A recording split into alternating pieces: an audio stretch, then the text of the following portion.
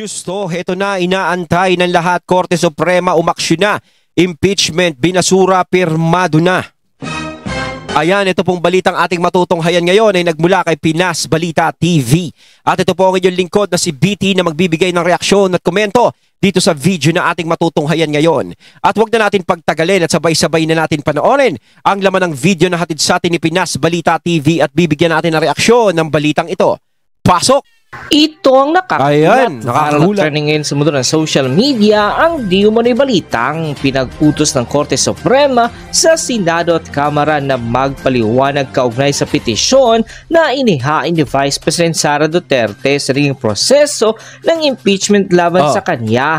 Binigyan ng Korte Suprema ang Senado at Kongreso para magkomento sa petisyon na inihain ng Vice Presidente kaugnay ito sa kanyang pagkwestiyon sa naging proseso ng pag-impeach sa kanya ng Kamara. Sa kanyang petisyon ay hiniling ni Vice President Sara Duterte sa Supreme Court na maglabas ng temporary restraining order at rate of preliminary injunction para pigilan ng Senado na isagawa ang impeachment trial sa kanya. Pero bago ang lahat mga kapinas, bago pa lamang sa channel namin ay huwag mong kalimutan mag-subscribe at pakiclick na rin ang notification bell para mas maging updated ka pa lalo sa lahat pa na bagong videos na i-upload namin. At yun nga mga kapinas, sa ngayon ay wala pang TRO na inilabas ng Korte Suprema sa petisyong ito, pero matatandaan kamakailan lamang na naghain ng petisyon ng grupo nila Attorney Israelito Torion kasama ng iba pa niyang mga kaalyado ng mga Duterte para ipatigil na ang impeachment laban kay Vice President Sara Duterte. Kumbaga kung tutusin, dapat itigil na nila yan. Hindi pa ba sila nasisihan? Si Tatay Digong nadala na sa ICC. Ngayon si VP Sara. So ano pa ang iisipin ng mga tao dito? 'Di ba talagang ang napupunterya kasi dito yung mga Duterte. 'Di ba kitang-kita naman talaga. Hindi kitang-kita naman eh. Inuna yung tatay o sunod naman yung anak. 'Di ba? Alam naman natin kay VP Sara talaga, is dati pa nilang ginagawa 'yan.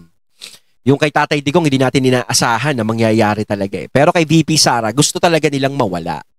Kasi nga alam naman natin kung gaano talagang kalakas ang isang Sara Duterte. No? Lalong-lalo na pag dumating ang 2028, maaaring maging landslide pa nga yan eh. Kaya nga ako natatawa ako doon sa sinasabi ni Gadon na kapag ang mga Duterte gusto niya tumakbo si Sara Duterte para malaman talaga ng sambayanan na talagang walang bumoboto sa mga Duterte. Eh di wow. Eto tatanungin ko kasi si Gadon, 'di ba? Bakit umabot ng 31 million yung boto ng mga Marcos noong 2022? 'Di ba? Bakit umabot ng 31 million? Pero nung naglaban sila ni Leni ng Vice President, bakit hanggang dun lang? Bakit natalo ni Leni si BBM nung mga panahon ng Vice Presidential? 'Di ba? Bakit?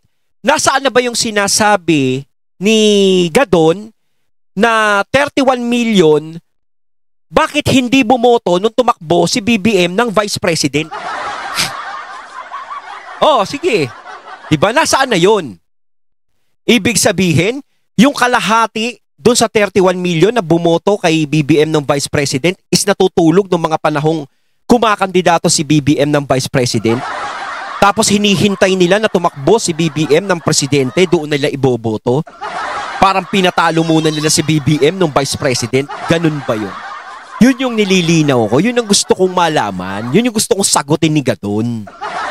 Diba? Di kaya yung 31 million na yun, di kaya yung kalahati doon, talagang sumusuporta sa mga Duterte? Hindi ba naisip niya yun? Diba? Kung talagang malakas naman talaga ang mga Marcos nung panahon ng eleksyon, dapat hindi na nila nilapitan si VP Sara. Di sana wala pang problema ngayon. Wala pa sanang nagiging isyong ganito. Hindi pa nagkakaroon ng issue ang palasyo, hindi pa nagkakaroon ng issue si BBM, hindi nagkakaroon ng issue ang kanyang administrasyon. Dahil wala naman sa mataas na posisyon ang mga Duterte. Kumbaga pagbaba ni PRRD, nasa Davao na sila, balik Davao na sila. Labas na sila sa usapang pampolitika ng mga matataas na pwesto na yan. 'Di ba? Kung hindi naman nila kailangan ng mga Duterte, dapat hindi na nila kinuha 'yon. Bakit kinuha pa eh? Siguro naman, marami naman sigurong nag-a-apply o lumalapit na maging Vice President ni BBM nung panahon ng 2022. Diba? Bakit si VP Sara pa yung kinuha nila? Diba? Yun din ang tanong ko kay Mr. Gadon. Diba? Kasi ang layo-layo ng sinasabi niya eh. Yun ang hindi ko maintindihan sa kanya. Kumbaga, eto, naiintindihan ko kung bakit niya ginagawa yun. Dahil alam natin kung sino yung taong pinagtatanggol niya. Dahil lahat naman tayo, may mga taong pinagtatanggol. Karapatan nating magsalita sa kanila at ipagtanggol sila. No, para sa akin is nadadala ka lang kumbaga nadadala ka lang dahil may pinagtatanggol ka. 'Di ba? Pero alam ko, deep inside mo, sa sarili mo, no, alam mo talaga yung totoo. 'Di ba? Eh kung magkasundo yung mga Duterte tsaka yung mga Marcos na yan, baka nagsasalita ka nga na talagang parehong malakas yan. 'Di ba? Diba? At saka kita mo naman, kung si BP Sara naman talaga, walang boboto dyan, kita mo naman, mas lamang pa siya kay BBM dahil 32 million ang bumoto kay BP Sara ng Vice President. Bakit mas lamang pa rin si BP Sara? Diba? Parang ang gulo-gulo mo, Gadon. Ikaw naman kasi. Yun naman sa naging sagot ng Korte Suprema ay pinag-aaralan na nila kung pagsasamahin na lang nila ang petisyon ni Vice President Sara at petisyon nga na inihain ng grupo nila Atty. Estrella Torion na gusto ding ipatigil ang impeachment case laban kay Vice President Sara Duterte. Sa ngayon ay wala pang tugon ng mga mahistrado sa petisyon nila Torion. Mauna namang sinabi talagang pupuspusan talaga nila yan. Kasi alam nila, no, naramdaman nila na naupo yung isang Duterte sa Malacanang. Alam nila kung ganong kahigpit. Si PRRD nagsasabi na, nako, mas mahigpit, mas matindi pa sa akin ang anak ko. Siyempre, parang, nako, mas matindi pa pala si Sara Duterte sa tatay niya. Baka mamaya, ganto, ganyan. Lalo tayong magkahetot-hetot dito. Siyempre, doon yung una, kinatatakutan talaga. Dahil alam naman nila kung gaano kalakas ang ang aura ng mga Duterte pagdating sa politika. No? Alam nila sa sarili nila, alam nila yan, na mananalo kung tatakbong presidente si BP Sara eh. Alam talaga nila, parang wala silang maipambabato kahit sino eh. So, para hindi maulit yung ganung pangyayari nung nakaupo si PRRD sa Malacanang, para wala nang maupo uling Duterte, so ano pa ba ang paraan na dapat gawin? Kailangan talaga is mawala yung number 1 na yan. Diba? Ngayon, kapag nawala yan, hindi na makatakbo yan, pwede na tayong tumakbo kahit sino. Diba? Ang tanong dyan, magugustuhan ba ng mga tao kung sino yung mga tatakbo na yun pag nawala si BP Sara? Di kaya wala nang bumoto ng mga panahon na yun? Diba? President walang iba kundi si Chis Escudero na ang Solicitor General ang magsasubmit o magsusumiti ng kanilang komento kaugnayan sa mga petisyon na may kinalaman sa impeachment case ng Vice Presidente. Dahil nga dito ay marami sa ating mga kababayan ang nagsasabi na kahit anong gawin pa nilang paninira sa mga Duterte ay hindi naman sila magtatagumpay, at kahit gustuin man nilang pabagsakin o mapabagsak si Vice President Sara Duterte ay malabo na itong mangyari dahil hindi man nanaig ang kasamaan na laban sa kabutihan. At saka kita naman natin, kahit na anong paninira ang ginagawa kay VP Sara sa mga Duterte, halos ang dami nilang sinasabi, ang dami nilang mga ebidensya daw na nilalabas laban sa mga Duterte, wala pa rin, hindi pa rin nagbabago yung pagtingin ng mga tao sa kanila. Ganun pa rin yung suporta sa kanila. At alam naman natin, nakita natin nung birthday ni Tatay Digong, napakaraming tao. No, napakaraming tao na talagang nagdaos ng birthday ni Tatay Digong. Ano pa bang dapat nating patunayan doon? Diba? Kaya yun, lalo na yun, nakaka-tense na naman yun sa kanila. Malinaw pa sa sikat ng araw na kahit pagbalik-balik ta rin man ng mundo, talagang sobrang marami sa ating kababayan pa rin ang nagtitiwala, sumusuporta at nagmamahal kay Vice President Sara Duterte dahil ayon sa kanila ay matagal na silang bulat sa katotohanan at alam na alam nila kung anong klaseng pagkatao meron itong si Vice President Sara Duterte, at yun daw ay may tunay at totoong pagmamahal sa ating mahal na bayan. Matapos nga lumabas sa balitang ito ay umani agad ang samot-sari comment at reaksyon mula sa mga... Alam mo, talagang minamadali talaga nila yan. Yung impeachment na yan kay VP Sara. Kung kinakailangan nga ngayon na pag-usapan na yung impeachment na yan, gawin na eh. 'Di ba? Parang yun ang gusto nilang mangyari. Kasi nga, kapag yan ay umabot pa ng June or July, iba na eh. Mawawalang bisa na yung ginawa nilang mga boto-boto for impeachment kay VP Sara. Yung ipinasa nila, mawawala na ng saysay yun. 'Di ba? Kaya talaga puspusan talaga na gusto nilang ngayon talaga gawin. Alam nila kasi yung mangyayari, parang inaamin nila sa sarili nila. No, na hindi lang yan mawawala ng bisa. Hindi namin alam kung mananalo kami sa eleksyon ngayon. Kung makakabalik pa kami sa Kongreso, parang ganun yan. Lalo na kung matalo sila. Paano yung mga naging pirma nila noon? Walay na. Bago na naman. Hindi naman pwedeng magkaroon ng isa pang impeachment sa loob na 1 taon. 'Di ba? Bawal yun. Di matatagalan na naman. Lalo na naman silang mai-stress niyan. Naku, natatagalan na naman. Palapit na ng palapit ang 2028. Sa 1 taon, 2026 na.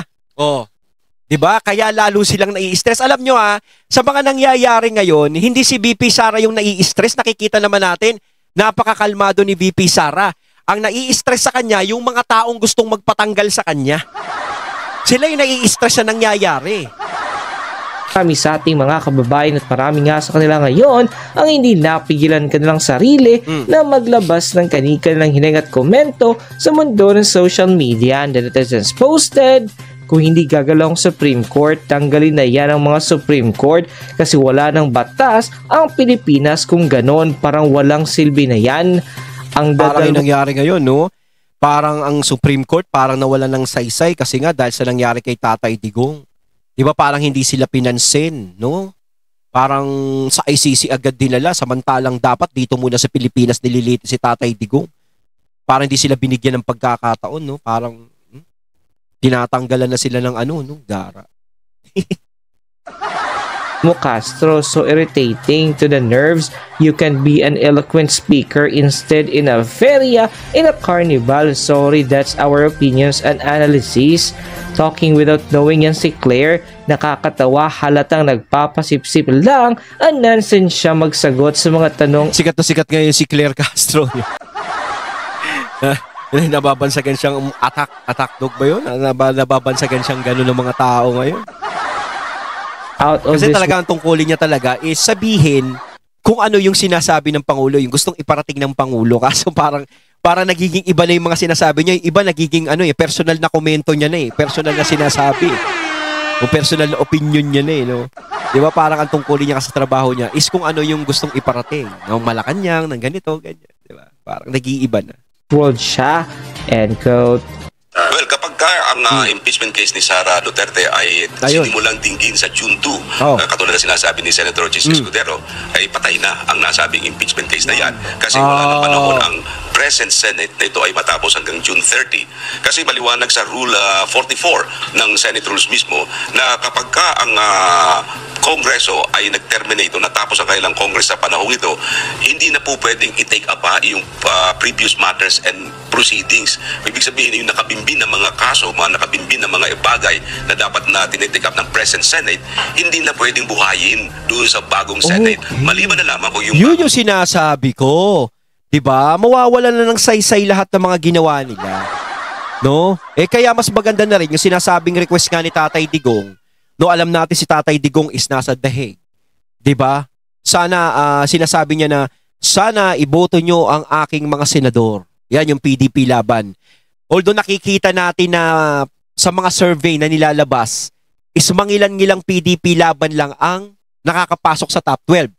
Ang madalas lang natin nakikita sa top 12 na PDP laban na nakakapasok ay si Senator Bongo tsaka si Senator Bato.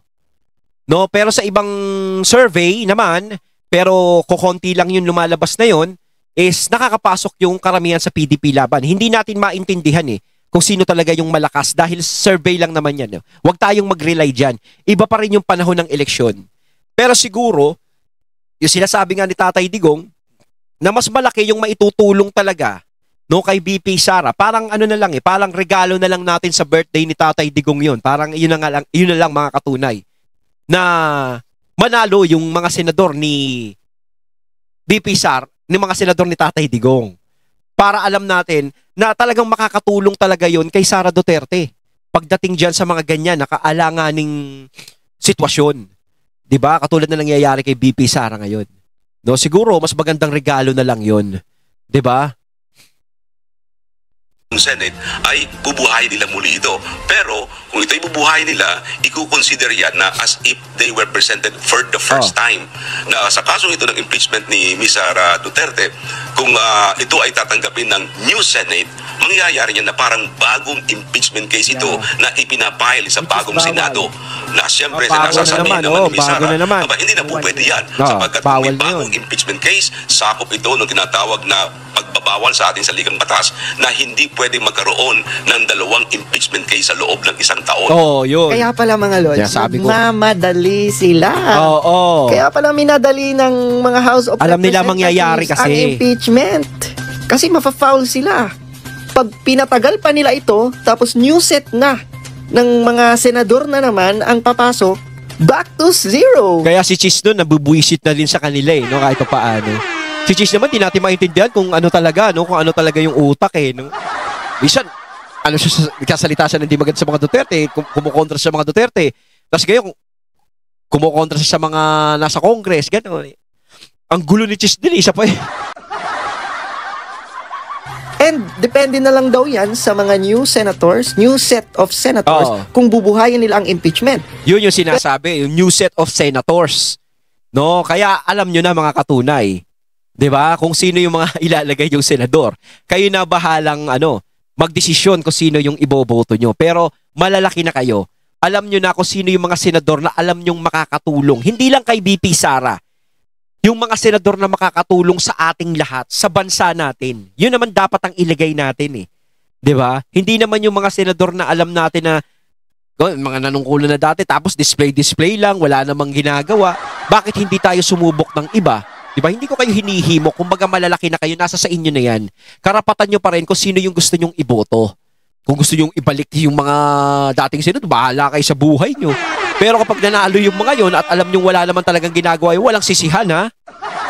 Diba? Kaya nga sinasabi ko dati, nasa atin talaga yung solusyon ng bansa natin eh. Kung tutuusin, nasa atin kasi tayo yung bumoboto. Tayo yung naglalagay sa kanila sa posisyon. Diba? Nasa atin talaga. Ngayon, kapag hindi tayo nag-ingat, talagang parang tayo din ang gagawa ng, halimaw dyan. 'Di ba? Yun ang iwasan natin. Alam natin tayo nadala na ngayon. 'Di ba? Alam naman natin yan. Sana magisilbing leksyon na sa atin yan. Pero ayon sa ating batas, one impeachment lang per year ang allowed. One impeachment per year. So kung bubuhayin ng new set of senators, magiging dalawa na ang impeachment, which is bawal. Bawal. kaya pala, ang mga kongresista nagmamadali. Diba? Nire-request nila, iniipit nila si Senator Chis Escudero. Kaya pala. Kaya ipanalangin talaga natin mga Lods na papasok talaga. No, kumbaga PDP laban straight talaga tayo. Ayun, at ating natunghayan ng video na nagmula kay Pinas Balita TV at syempre natunghayan natin ng video na yon na binigyan natin din ng reaksyon. Walang iba kundi si Mr. Will Talker. Kayo mga katunay, anong masasabi nyo tungkol dito? Comment lang po kayo sa comment box. So once again, I'm BT and I'm out. Peace.